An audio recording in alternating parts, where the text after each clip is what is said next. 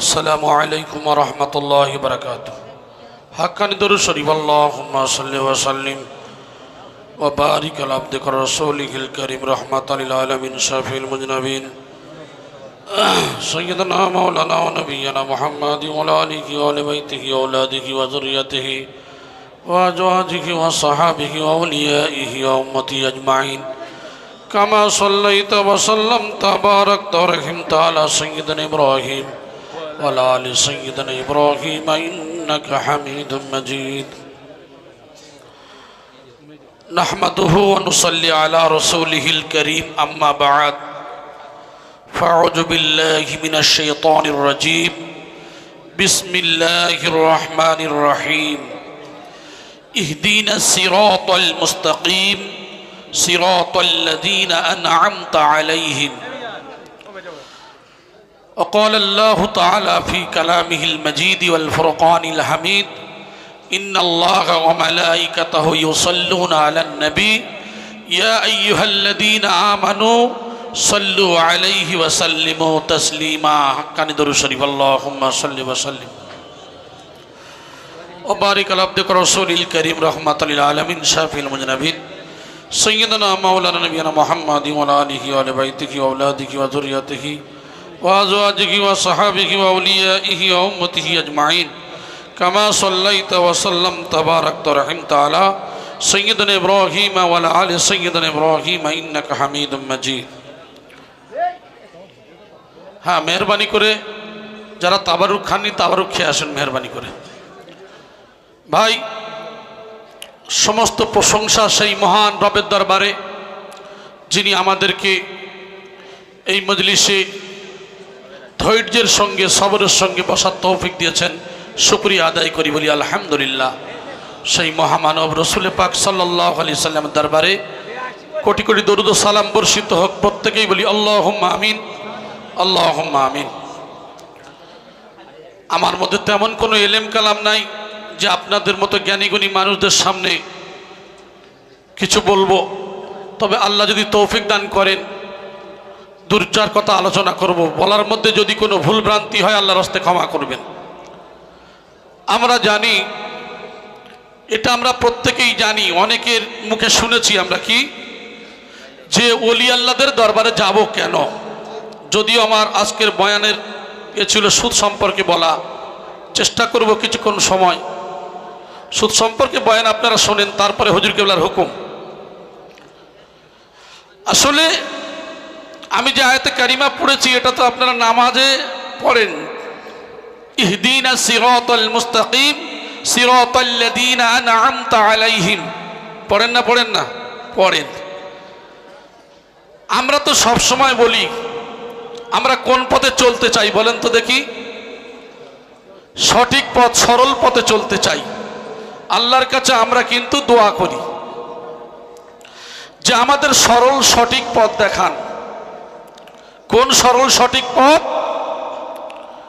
যেটা আমরা বলে থাকি সিরাতে মুস্তাকিম। সিরাতাল্লাযীনা আনআমতা আলাইহিম, তোমার নিয়ামত প্রাপ্ত বান্দাদের, ওই নিয়ামত প্রাপ্ত বান্দাদের পথ। অতএব এখানে কথাটা ভালো করে একটু বুঝতে হবে। আমরা আল্লাহর কাছে দোয়া চাই। আমরা কিন্তু যারা এখানে আছি গোটা পৃথিবীর সমস্ত ইমানদার মোমেন যারা, আমরা কিন্তু যে যে সিলসিলা যাই হোক না কেন সবার ভাষা কিন্তু একটাই, ইহদিনা সিরাতাল মুস্তাকিম সিরাতাল্লাযীনা আনআমতা আলাইহিম।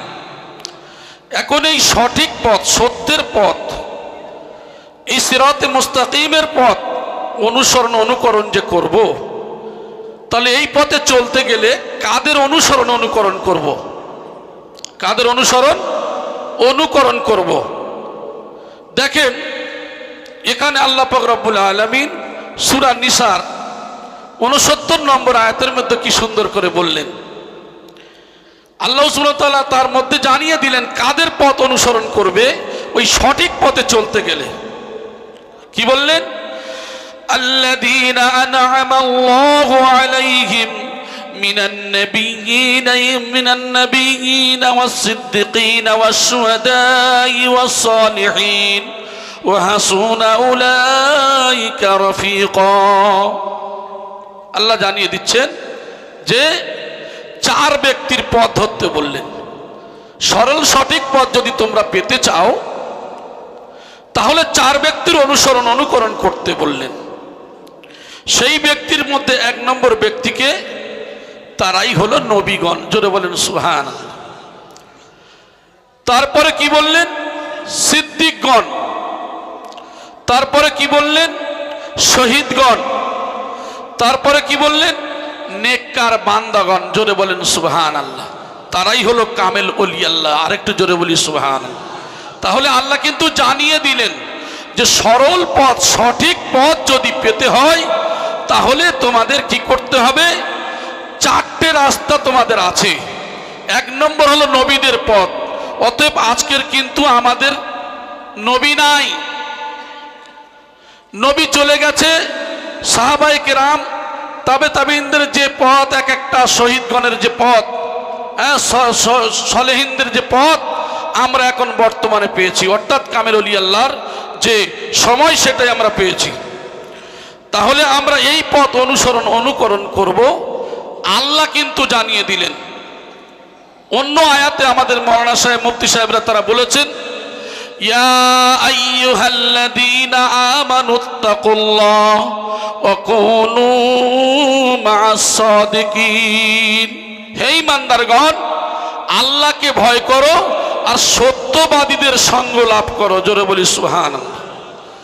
তাহলে সঠিক পথ, সরল পথ পেতে গেলে নবীর পথ, নবী নাই, এই যে এক এক পরস্পরা, শেষে বললেন এই কামেল ওলি আল্লাহদেরকে অনুসরণ করতে বললেন কে?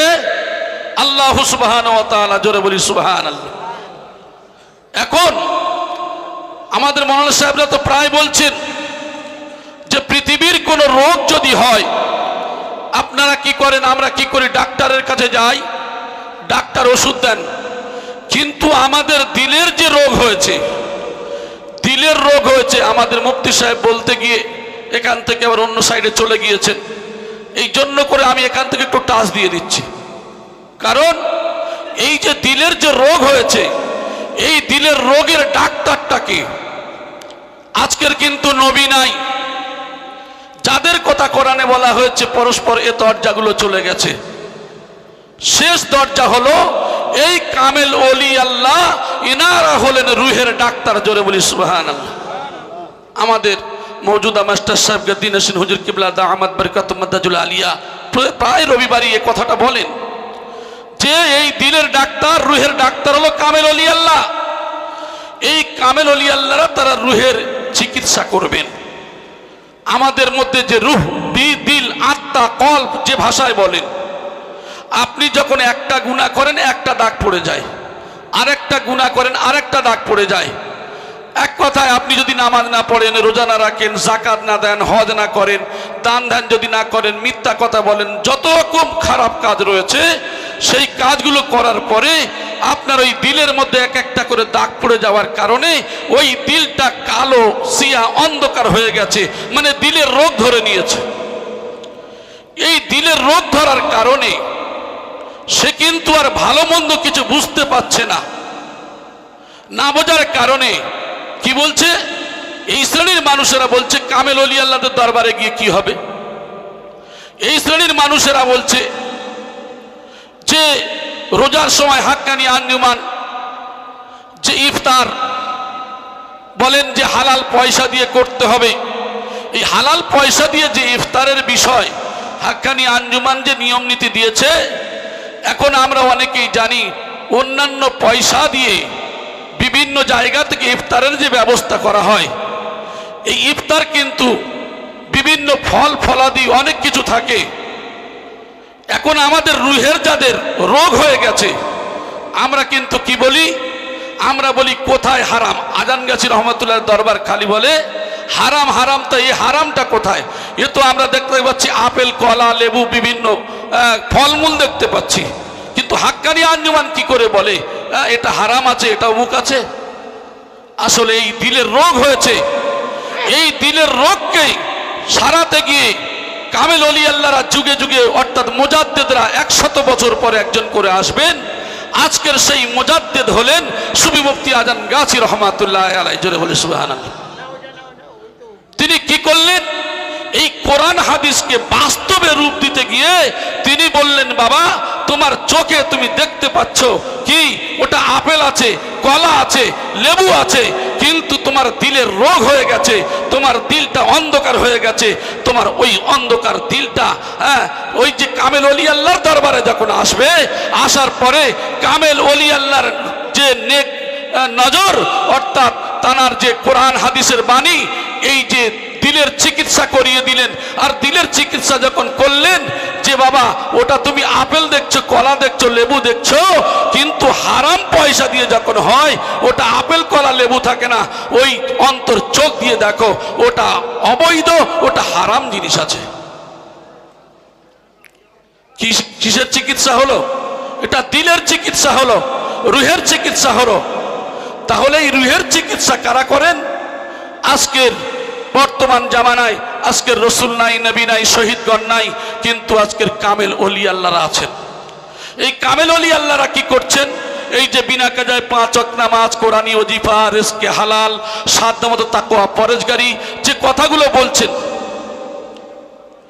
যেমন তিনি এই কথা বলেছেন তার মধ্যে যে আজকের বর্তমান জামানায় আপনারা ইউটিউব অনেক জায়গায় আপনারা দেখে থাকেন, আমরা অনেকেই বলে থাকি কি যে এই যে আজান গাছি রহমাতুল্লাহ দরবারে সুদকে কি বলে, এই যে এটা হিন্দুস্তানের মাটি, এখানে সুদ জায়েজ আছে, এখানে কোনো সমস্যা নাই। তিনি এমন একজন রুহের ডাক্তার, তিনি বললেন না, কোরআন India, Bangladesh, Pakistan, Japan, German, আরব তার জন্য কোরআন আলাদা নয়।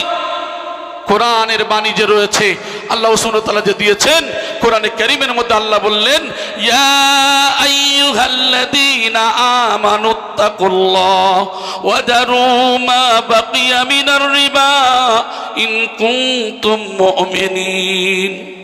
হে ঈমানদারগণ, আল্লাহকে ভয় করো। কি বললেন? হে ঈমানদারগণ। আল্লাহ ঈমানদার বলে সম্বোধন করলেন। কি বললেন? আল্লাহকে ভয় করো, আর যার কাছে যতটুকু সুদ আছে তোমরা ছেড়ে দাও। ইন কুনতুম মুমিনিন, যদি তোমরা মুমিন হও। এখানে আল্লাহ ঈমানদার বলে সম্বোধন করলেন, আবার শেষে বলছেন যদি তোমরা মুমিন হও কি করবে?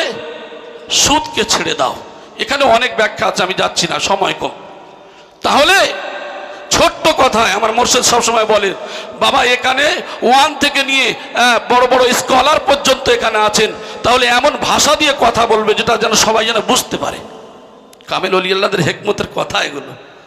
জি, তো যাই হোক, এই যে সুদ আল্লাহ সুবহানাহু ওয়া তাআলা যে বললেন যে হে ঈমানদারগণ আল্লাহকে ভয় করো, আর যার কাছে যতটুকু সুদ আছে ছেড়ে দাও, যদি তোমরা আমি আল্লাহ, আমি রব, আমাকে বিশ্বাস করে থাকো। যদি না করো কি হবে? আল্লাহ পরের আয়াতে বললেন, সূরা আল বাকারার 279 নম্বর আয়াতের মধ্যে, ফা ইল্লাম তাফআলু ফাআযানু বিহারবিম মিনাল্লাহি ওয়া রাসূলিহি। আমি আল্লাহ আমার রসুলের সঙ্গে যুদ্ধের ঘোষণা রইল। আজকের আমরা লক্ষ্য করে দেখি, আমরা এমন একটা কামেল ওলি আল্লাহর দরবারে এসেছি, এই যে এমন একজন মুজাদ্দিদের দরবারে এসেছি, এমন একটা ওলি আল্লাহর দরবারে আমরা এসেছি, আমাদের সেই রুহানি ফয়েজ দিয়ে সেই রুহের চিকিৎসা করিয়ে দিলটাকে এত পবিত্র করে দিয়েছেন যে আমরা জানি সব জায়গায় আমরা শুনছি কি সুদ বর্তমানে হালাল, এটা হিন্দুস্তানের মাটি, এখানে সুদ জায়েজ আছে।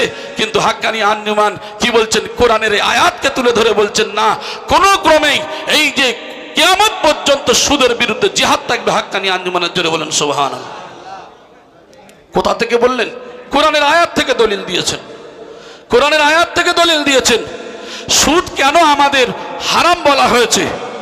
সুদ এই জন্য করে হারাম, সুদ গরিবকে আরো গরিব বানিয়ে দেয়, সুদ গরিবকে আরো গরিব বানিয়ে দেয়।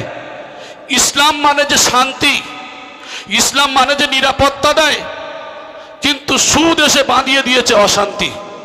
ছোট্ট উদাহরণ দেব। মনে করুন কারোর মেয়ের বিবাহ হবে, 1 লাখ টাকার দরকার, বিপদে পড়েছে। বিপদে পড়ার পরে একজন ব্যক্তির শরণাপন্ন হলো যে ভাই আমাকে কিছু টাকা দেন, এখন সে এমনি দিতে চায় না, কিসে দেবে? সুদে দেবে। 1 লাখ টাকা যদি নাও তাহলে দিনে তোমার 500 টাকা করে সুদ দিতে হবে। আমি উদাহরণ দিয়ে বলছি। এখন এই 500 টাকা করে যে সুদ দিতে হবে, এ মানুষটা রিক্সা চালিয়ে খায়, যে কোনো মজদুরির কাজ করে। এই মানুষটা এখন মেয়ের বিবাহের জ্বালা নিতেই হবে, এখন নিয়েও নিয়েছেন, বিবাহ হয়ে গেল। তারপরে তিনি কি করছেন? সকালবেলা বার হলেন, তার কাজে বার হয়ে গেলেন। রোজগার মনে করুন 500, 600, 300 যখন যেমন হয়। এই যে ইনকাম করে যে আনলেন, মনে করুন প্রথম দিন ইনকাম হলো 500 টাকা, সুদ দিতে হবে কত? 500 টাকা। এখন সে কি করলেন? টাকাটা দিলেন। বিছানায় শুয়ে শুয়ে চিন্তা করছেন কালকের আবার কত রোজগার হবে, আমি সংসার চালাবো কি করে, আর টাকাটা দেবো বা কি করে? আচ্ছা বলেন তো দেখি, এই মানুষটার ঘুম ভালো হবে বলে মনে হয়? তাহলে সুদ কেন হারাম? এই জন্য করে হারাম যে সুদ এসে বাঁধিয়ে দিয়েছে অশান্তি। সুদ কোনোদিন শান্তি দিতে পারেনি, সুদ অশান্তি বাঁধিয়ে দিয়েছে। এই জন্য করে ইসলামের মধ্যে সুদ হারাম। কথা বোঝা গেল না? গেল না? তাহলে আমরা কি করব? এই রুহের ডাক্তার আমাদেরকে এই চিকিৎসা করিয়ে দিচ্ছেন। এই চিকিৎসা করে দিয়ে আমাদের পাক পবিত্র করিয়ে দিচ্ছেন। অথচ এই জন্য করে আমরা, আমাদের মুর্শিদ যেমন বলে দিচ্ছেন বাবা সুদ হারাম, আর তার যুক্তিগুলো যখন দেখিয়ে দিচ্ছেন, হাক্কানি আঞ্জুমানের যারা মুরিদ মুতাকিন আছে, এরা কি করে? আজকের দেখেন খেতে পায় না এমন মানুষ আছে যারা খুবই কষ্টের সঙ্গে জীবনযাপন করে। প্রকৃত হাক্কানি আঞ্জুমানের মুরিদ যারা, যত কষ্ট হোক না কেন, তারা কি করে? সুদের ধারে কাছে যায় না। জোরে বলেন সুবহানাল্লাহ। ইয়ামহাকুল্লাহুর রিবা ওয়া ইউরবিস সাদাকা। যে সুদ কি করে? মানুষের মালকে কমিয়ে দেয়। দান মানুষের মালকে বাড়িয়ে দেয়। জোরে বলেন সুবহানাল্লাহ। কিভাবে বাড়ায়? আপনি বাহ্যিক দিক থেকে দেখছেন আপনার আসছে, কিন্তু আজকের আপনার বিবির অসুখ, ছেলের অসুখ, মেয়ের অসুখ, স্বামী স্ত্রী অশান্তি। হুজুর কেবলার কাছে প্রায় তো ফোন করেন, পুশিদা হুজুর কেবলার কাছে ফোন করতেন, দেখবেন আমাদের মুর্শিদরা কি বলেন? বলে বাবা তোমার কটা অ্যাকাউন্ট আছে গো? তোমার কোনো অ্যাকাউন্ট আছে নাকি? সুদের কোনো ব্যাপার আছে নাকি? হুজুর আমার নেই। বলে বাবা ভালো করে দেখো না গো। জি ভালো করে দেখো না। দেখতে দেখতে দেখা গেল কি হলো, তার অটোমেটিক সুদের হিসাব করে দেখা গেল সুদ তার রয়েছে। বলছে বাবা ওই যে তুমি যে ইমানদার, তোমার মধ্যে শয়তান কেন পুশ করেছে? শয়তান ওখানে প্রবেশ করেছে, ওই সুযোগের রাস্তাটা তুমি করে দিয়েছো। তাহলে কি করতে হবে?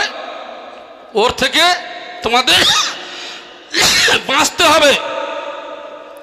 সেই বাঁচার রাস্তাটা এই রুহের ডাক্তার, দিলের ডাক্তার, এই হাক্কানি আঞ্জুমান সমিতি আজান গাছি রহমাতুল্লাহ আলাইহির পরপর খলিফাগণ আমাদেরকে সেই চিকিৎসা করিয়ে পাক ও পবিত্র করিয়ে দিচ্ছেন। জোরে বলি সুবহানাল্লাহ। সুদ সম্পর্কে ইনশাল্লাহ অন্য সময় আরও আলোচনা হবে, কারণ টাইম অনেক হয়ে গেছে। তবে আমি আপনাদেরকে একটাই অনুরোধ করব, যে আমার আপনার মুর্শিদ যে কথাগুলো বলছেন, আমাদের এই দিলকে পরিষ্কার করার জন্য, পরিচ্ছন্ন করার জন্য। আমরা সামি'না আতা'না, শুনবো আর মানবো, তাহলে আমাদের ইহজীবন কামিয়াব, পরজীবনও কামিয়াব হবে ইনশাআল্লাহ। আর আমরা কি করব? যে দস্তগীর এই হাত ধরে ধরে যে জান্নাতি করে দেবেন, তার কারণ হলো মানুষ যদি কোরআন হাদিস অনুযায়ী চলে, সে জাহান্নামে যাবে। আমাদের মুর্শিদ কেন বলছেন? কোরআন হাদিস অনুযায়ী যদি চলতে পারে তাকে জান্নাতে নিয়ে যাওয়া হবে। জোরে বলেন সুবহানাল্লাহ। আল্লাহ তাকে দেবেন।